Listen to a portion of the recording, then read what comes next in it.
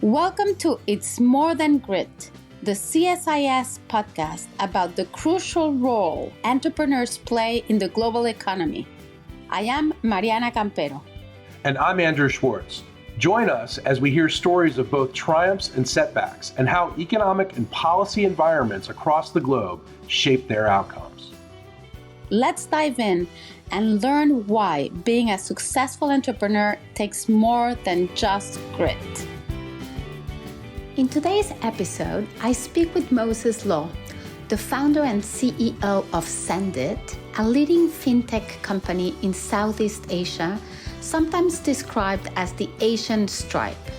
We discussed the growing entrepreneurial ecosystem as young people in the area embrace the new technologies to solve day-to-day problems, and how crucial it is as an entrepreneur to be able to adapt quickly to the changing environment and also be as resilient, literally, as a cockroach in order to survive in a very tough business world. I truly enjoyed speaking with Moses, and I hope you will enjoy our conversation too. Moses, thank you so much for being with us in It's More Than Grit. It's truly a pleasure to have you. And because you're in Indonesia and we're in the United States, we are, 13 hours apart? Yeah, it's a pretty far difference, but thank you so much for having me on. Let me start by asking you about your own story. I mean, what inspired you to venture into the fintech industry? What was sort of that rationale, that passion, that you fell in love with what problem that you wanted to solve? This brings me back. I grew up in Southeast Asia, so I'm from the region. I'm half Malaysian, half Indonesian, born in Singapore, grew up all over Australia and US. And so this is very much born from wanting to build something for home. And I understood growing up, and I came from a family of entrepreneurs. I understood growing up how lucky it was for me to get access to Australia and the US and seeing what great looks like. What does good product look like? And then going home and realizing, wow, we're pretty far away from that. But I thought this is a rare chance in history to go fix our little part of the world and affect how 600 million people do different things. Now, lucky for me, I so happened to discover when I was a kid about the capital reserve system, found that fascinating, told my dad one day I want to own a bank.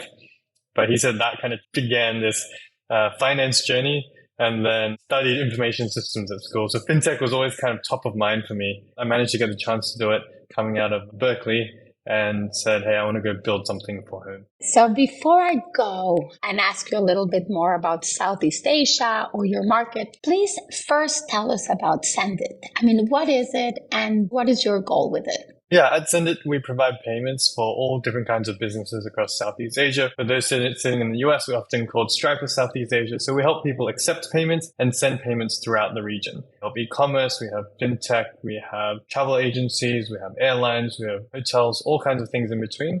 And we're helping folks accept cards, bank transfers, e-wallets. The big difference compared to the US or Western markets is credit card penetration is less than 5%. So all these other payment methods matter. E-wallets, banks, cash, those matter a lot more than cards. Talked about travel agencies.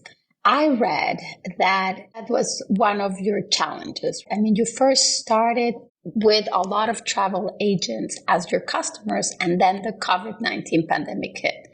Tell us about that story and how did you overcome those challenges and expand it into other areas? Yeah, so walking into COVID-19, our biggest industries were lending and travel. And in Asia, it started slightly earlier than the US. I remember watching in February of volumes dropping off a cliff. And I think in the matter of 2 months, we dropped 90%. So 90% of our business died. But it felt like overnight because we just like, what is happening? Wow. That must have been quite a shock. It was quite a shock to the system. I remember sitting kind of in our war room and saying, folks, what do we do? And I think lucky for us, we're in this environment where it was like, well, if we're going to fail, we're at least going to die trying. And so we said, all right, what's the logical thing to do? Well, we have something that's valuable, we think. Let's go find new industries and see what's going to work and do something crazy. And I believe in Warren Buffett's be greedy when others are fearful and fearful when others are greedy. So I said, we're going to do something crazy. We're going to expand to another country and we're going to find new industries as COVID-19 hit. So I think we launched Philippines in April 2020. And within the year, within 9 months, from kind of March to December, we were back to all-time highs with all different customers because travel hadn't come back at that point. What type of customers? We latched onto a few different industries. We latched onto e-commerce in a much bigger way. And we thought, hey, in this environment, everyone's going to be, we were all buying food and things online ourselves. Right. So like, okay, let's go latch on. And so we looked for startups and e-commerce companies and really gripped onto that. And so when we launched in the Philippines, our biggest category there is actually e-commerce. So it was very much us trying to climb out of the COVID hole, but we managed to ride on the COVID wave of digital payments thereafter. We added on a new country, we added on e-commerce, we added other kinds of lending that mattered during COVID. People were spending like crazy. We added on healthcare, e-healthcare during that time. So we just tried to say, hey, what's going to work? And then latch onto those industries and grow with them. How many active customers do you have right now? So in terms of merchants, we have about 10,000 direct merchants. A lot of our merchants are then platform businesses that have what we call sub-merchants. So think of the equivalent in the US of like Amazon having all its third-party sellers or Shopify having a lot of sub-sellers underneath. So if we count all of those, we're talking about 150,000 merchants that we serve. Wow. Okay. I don't know if this is right or not, but you will correct me. According to what I read, you are considered sort of the leading fintech company in Southeast Asia. Is that true? And if so, how are you planning to maintain or reach that status if you're not? That's probably too kind a description. I never want to be number one because you can only stay flat or go downhill. I always try to position ourselves internally as there's always someone bigger and meaner to catch up to. I do think we had good fortune so far in picking a region that was underserved in a place where it's really hard typically to jump from country to country, but we've managed to build a B2B business that's pretty regulated that works across the region. For us, staying ahead, what we care about is we want to build things that don't exist. The reason we wanted to come home and leave our cushy jobs in Silicon Valley was to go build things that don't exist that we believe have to exist for our economies to go from whatever they are now into digital economies and service economies. And so, for example, in Indonesia, we were the first to build APIs for dispersing money. Now, that's super basic in developed markets, but in our part of the world didn't exist at the time. In the Philippines, we were the first to build direct debit. So in the US, what is ACH pull? We were the first to build that, negotiated that directly with the banks, and built our own proprietary rails.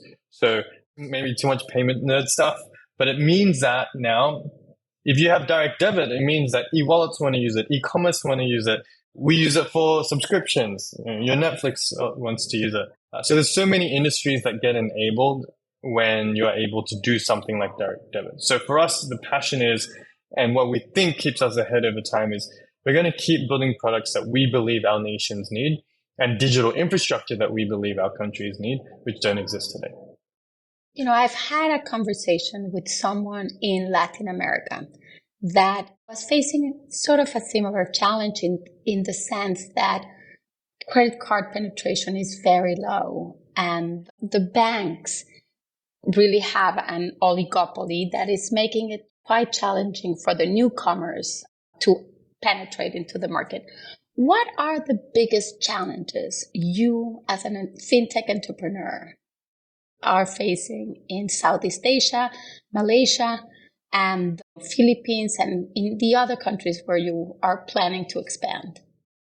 Yeah, I think the biggest issues over time, I'm not very much for victim mentality, so I'm all about things that we should have done better internally.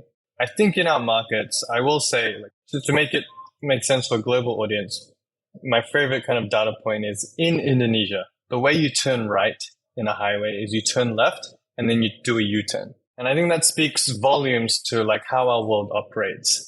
It's a lot of the time we end up doing things that don't look natural, maybe if you're looking from the outside, but for us is how things are done culturally. And so I think coming into Southeast Asia, coming home, it was to say, how is business done? What do people care about? What do regulators care about? What does government care about? And in our industry, therefore, how do we need to adapt and make sure we're aligned with where the government wants to take things? So that's some context in which we operate. I think the hardest things ends up being, how do we build an organization of people who are able to say at the same time, yes, I'm willing to go operate in a highly regulated industry and deal with kind of folks that operate there, as well as build something that can scale quickly and act in a venture world. despite things moving slowly. I think that has been the joy and the pain of building, that we've tried to keep hacking and playing with how do we build the right kind of organization or hire the right kind of people. The other kind of conflated problem is that when I'm in Silicon Valley, if I'm looking for a head of enterprise sales, I throw a rock, I ask an investor, I can hit someone who has done enterprise sales and done it well. In our part of the world, the bench for talent is so thin, so especially 10 years ago. So we've had to develop a lot of that talent from scratch. We are one of the biggest B2B companies, so there's no one for us to go for a head of enterprise sales. We have to grow it from within. Talent is certainly a challenge for you. And, it's sort of all of your competitors are also, I imagine, sort of working to develop that talent from within. How did you scale across countries and be able to accommodate such a diversity of cultures, languages, regulations?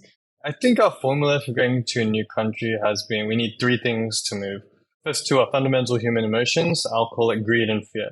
The greed part has been, we've wanted a customer or someone to pull us into the country and say, can you please help solve the problems that you've solved elsewhere? So lucky for us in the Philippines, we ended up finding a customer who is a regional ride-hailing customer and pulled us in and said, hey, can you please fix some of the problems that you fixed in Indonesia? So that was the greed part.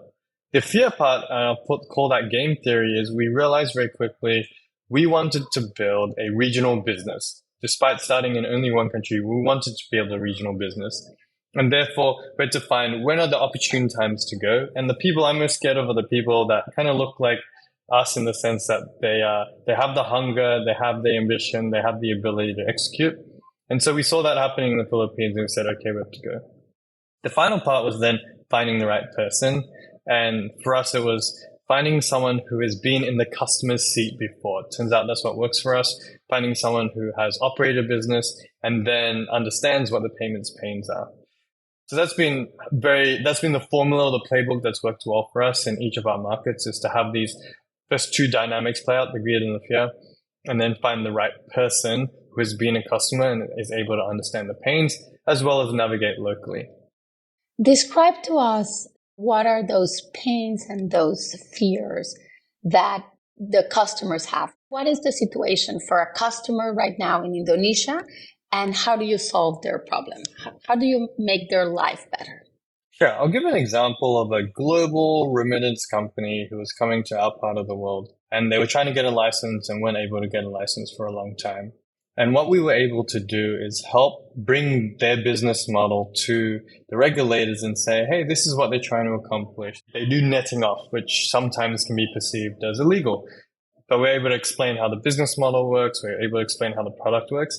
And in a matter of 9 months, was able to get approved by the local regulators and then build a product that could pass both Indonesian regulators as well as regulators in other markets like the UK and the US. And then able to get them to go live. And in enterprise land and in like regulatory land, that's pretty fast. That's an anecdote that kind of talks to three different parts of the business. What we'll call it speed, service, simplicity. And so the speed is we're typically faster than others to get your business model live. So much of Southeast Asia is so complex, we can actually help people get their products live faster. Services, and we've been told many times, we have some of the best service in the region. I think just B2B service is not done well. For example, we have things like a lot of our customer service have university degrees and understand technical things and did computer science or nuclear engineering in undergrad. So they actually understand technical concepts and are able to actually help you go live or solve a problem. And the final part is simplicity. Another payments CTO once wrote us, you have the simplest API that we've ever integrated with in a developing country. So being able to provide a global quality product despite the immature infrastructure that we built on top of, has been something that stood out. So that's how we help people. They want to come into the region. They want to go from Indonesia to Philippines, or even if they're a domestic company wanting to open up, we are faster than others. We provide better service, and our product is simpler to use. Moses, you have lived in the United States and in Southeast Asia. What makes Southeast Asia entrepreneurial ecosystem different from that of the US? There's some joys and there's some pains. I think the difference is we're in a much more immature market in a lot of ways, but the future is promising. So just some fun facts about our region. We have 650 million people. Indonesia is the fourth largest country on earth, so massive population. 50% is under the age of 30, so very young population. And then there's 120% phone penetration. So the average person has more than one phone. Kind of pretty interesting when I came. So you'll see people walking around with two phones in their pockets. But it just gives you a sense that you have this young, burgeoning, mobile-first, technology-savvy population. We also, I think, have the number one Twitter active city in the world and number one Facebook active city. So extremely chatting all the time, very connected. So I think there's this opportunity there for new technology because you've got young people willing to adopt. And so that's what stands out. Now, on the other side, we have a very young, still nascent kind of tech industry. We're only 10 years in versus the US or developed markets. And so that just means, for example, I mentioned our bench of talent is just thinner. The VCs who understand how to actually be good VCs, there's not as many of them. Understanding exits, there's not as many examples. So there's still a lot of pioneering to do in our part of the world. But I think that's the joy for me, is to be able to kind of big fish, small pond, but say, hey, let's go fix something at home and then make sure that we can go be number one at what we do and really improve the state of all our economies. Is Indonesia a cash society or not anymore?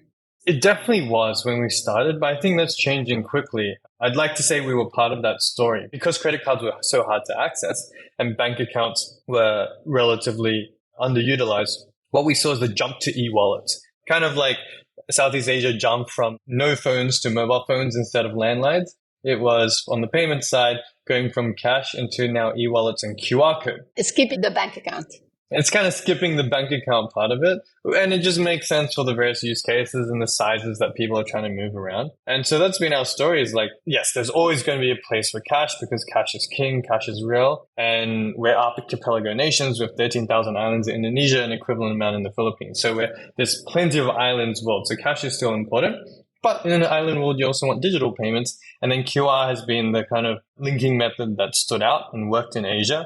And so I would say that's the fastest growing categories, these e-wallets or QR connected payments. Do you know what is the percentage of cash still? It depends whose report you believe. On our platform, it's now sub 20% and decreasing every year. All right. So it is lower. It is lower. But I'd say we have a biased population and self-selecting population most of our merchants are online, so we tend to bias online. UN reports are still saying 40%, 50% cash payments. And it's likely to stay. There's definitely a place for it around. But I think as the younger generation grows up, and if I'm seeing anecdotally how I use cash myself, I'm withdrawing less and less. Even the shop on the corner road or the little push cart that is selling satay on the street, they now accept QR code. So it's been a pretty fast shift. It's fascinating to watch. Moses, tell us a little bit about your expansion plans. I know you are, of course, in Indonesia, Philippines, and you're working to expand into Thailand, Malaysia, Vietnam. Am I right? What is your plan? Yeah, we've just launched in Malaysia, Thailand, Vietnam, maybe about 12 months now, a little bit longer than that. And our goal has been to find people that we can work with in each market and then build something that doesn't exist. So I'm right now sitting in Malaysia. We've launched something called IPP, credit card installments, which didn't exist online before we arrived. We're also going to launch virtual accounts, something else unique to the region, but isn't really popularized yet. And we want to make it popular, just like we did in Indonesia.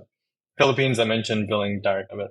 So in each of our markets, we want to go and build something that doesn't exist. And that's been our foot in to then say, hey, we don't want to come here and just do a price war. We want to add some value to the economy. We want to get the startup ecosystem to grow. So what is missing and can we be a catalyst for that change? Once I read that you once described yourself as just being a cockroach and that you will survive no matter what. Can you elaborate on that mindset? I think it's a fascinating mindset. And, I don't know if it's unique to you or is it, sort of a lot of the Southeast Asian mentality that, we're going to survive and we're going to fight hard and we're going to be here and we're going to come. So how do you see that? Yeah, it's a strange animal to be associated with. And it first came out when I did an interview with one of the early YC partners helped us, Justin Khan. It's like a special place for us in Southeast Asia because there's lots of them and we hate cockroaches, but we grow up with them all the time. Usually people don't like cockroaches. No, we do. And I don't like cockroaches. I've been killing them around my house recently. You have this tiny creature who's not super violent, but when it shows up in your house, or even crazier, when it flies, it freaks everyone out. And all the bigger animals in the room run away.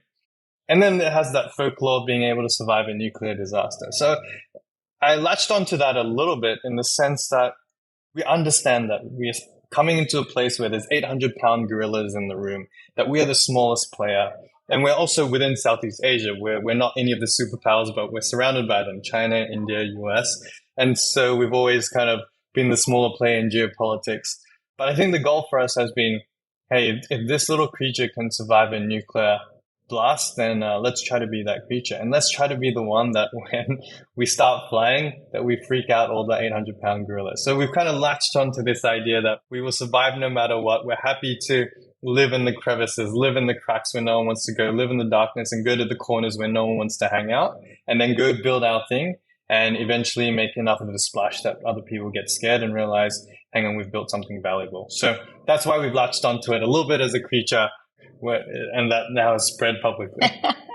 No, I mean, it's certainly a very resilient animal. So they just keep popping out of the cracks in my house over and over. What lessons, Moses, would you give a younger entrepreneur in Southeast Asia who wants to start the journey? Sort of what advice, what experiences would you want to share with them? I've got this long slide deck of things I've written to myself, pieces of advice that have slowly become the playbook that I live with. But maybe I'll pick a couple of things. When we're starting out, just speaking to some founders earlier today and trying to help them, I think the first thing is get out of your ivory tower and do things that don't scale. I think a lot of founders try to think, oh, I've got this cool idea. I want to make this app that does this. And my first question is, which customers have you spoken to? Who wants this? What were their pain points? And it turns out they have this cool idea in their head, but they never talk to a real potential customer. And I think the Silicon Valley idioms, solve a problem. Yeah, go find a problem. Fall in love with a problem, not a solution. Fall in love with a customer, not a application that comes up in your head. So I think that's first. And it's so simple, but so rarely done. I think, go talk to 30 people before you build anything. It's the cheapest way to pivot. It's the cheapest way to get the right answer. That's first. Maybe second is then something else. Maybe there's some sort of recency bias or someone else talking to about this today. But it's launch tomorrow. And folks like to spin in their chairs and say, I'm not ready yet. Where a product isn't quite there, another month. Paul Graham has this great article, Do Things That Don't Scale, and part of that says, if you're not embarrassed by your launch, you've launched too late. So launch tomorrow. That has very personal experience for us because we had all those excuses too, got advice to launch, we launched and it worked out. The final one then, and maybe this is a meta framework that might help folks, is I've always pushed to have mentors who are 2 years ahead, 5 years ahead, and then 10 plus years ahead. The 10 plus years ahead mentors have been able to guide, I saw this in 1999. I saw this in 2008. I saw this in 2020. Here's what people do when you go through a recession. Or I was an investor in Stripe. I was an investor in PayPal. Here's what happened. The 2 years ahead mentors that can tell you what do you need to do tomorrow. And that's been super helpful advice, practical, tactical, what I need to do today. But sometimes the 2 years mentors, depending if you're growing faster than them or they grow faster than you, sometimes you end up as peers. So having the 5 years one or the ones in between can kind of give you bridge that gap between someone who's telling you stories from the 1990s and someone who's telling you stories from last year. And so it's been really helpful to have these different stages of mentors surround and be able to seek advice from them every step of the way. And what about capital? We are certainly living in a much tougher environment than a few years ago, right? Sort of inflation, capital is more expensive. How are you overcoming these challenges?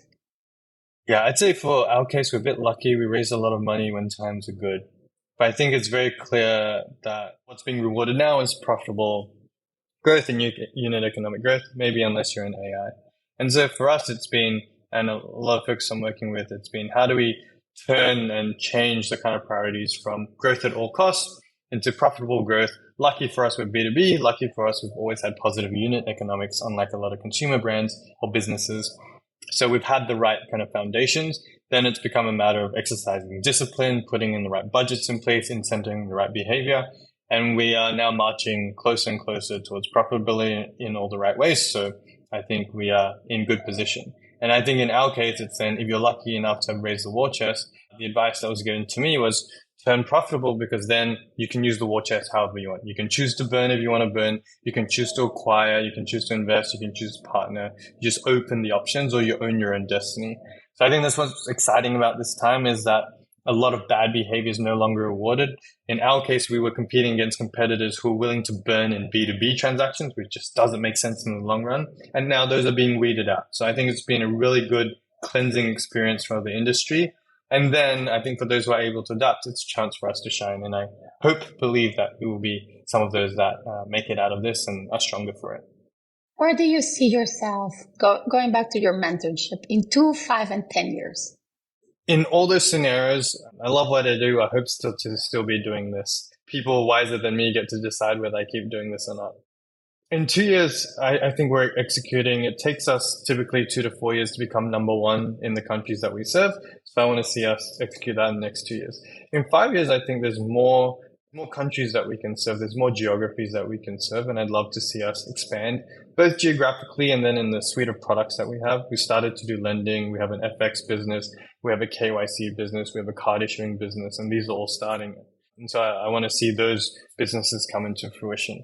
In 10 years, the view I have is that our part of the world needs digital infrastructure. So beyond payments, in KYC world, in credit risk, in e-signatures, in law, in so many places where you need digital infrastructure to exist, our region doesn't have it. And so we would love to be the player that can go build that. And over time, we look less and less like a payments company and more and more like a SAP, Oracle, Salesforce, but not for SaaS, instead for regulated or like infrastructure that needs to be culturally nuanced. So maybe that's a bit of a vague ambition, but my goal is we understand, or we think we understand, what kind of infrastructure our economies need to become digital, and we want to provide a lot of that infrastructure for our markets. Well, Moses, I wish you the best of luck, and I certainly hope that we can talk to you again 2 years from now and see where you are. That'd be great. Thank you so very much for coming to It's More Than Grit. Truly appreciate it. Thanks so much for having me.